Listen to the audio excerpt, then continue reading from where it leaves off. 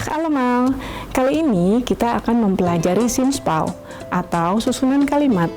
Seperti halnya dalam bahasa Indonesia, dalam bahasa Belanda juga terdapat kalimat pernyataan. Misalnya, ik heet Zahro atau nama saya Zahro. Juga terdapat kalimat pertanyaan. Misalnya, wat is je naam? Siapa namamu? Selain itu juga terdapat kalimat perintah. Luister naar mij. Dengarkan saya.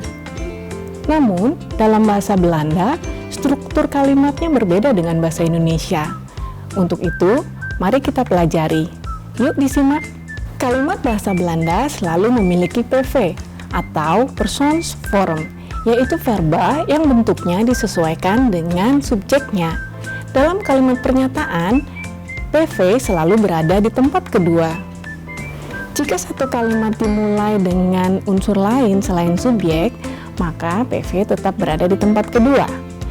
Dan subjek berada di tempat ketiga setelah verba. Struktur seperti ini, yaitu PV di tempat kedua dan subjek di tempat ketiga, disebut dengan inversi.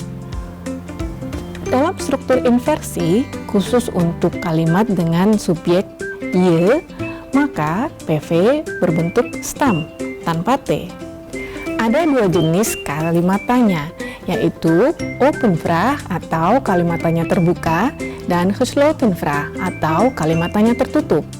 Kalimat tanya terbuka diawali dengan kata tanya dan jawabannya bersifat terbuka. Misalnya, hoe heet je? Kalimat tersebut diawali dengan kata hoe sebagai kata tanya dan dijawab dengan Zahro misalnya. Kalimat tanya tertutup merupakan pertanyaan yang dijawab hanya dengan ya atau tidak, ya atau nee.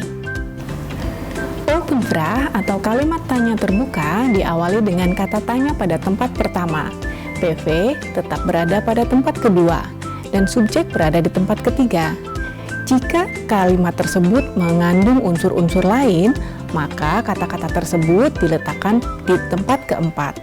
Gesloten vraag atau kalimat tanya tertutup langsung diawali dengan PV dan subjek berada setelahnya.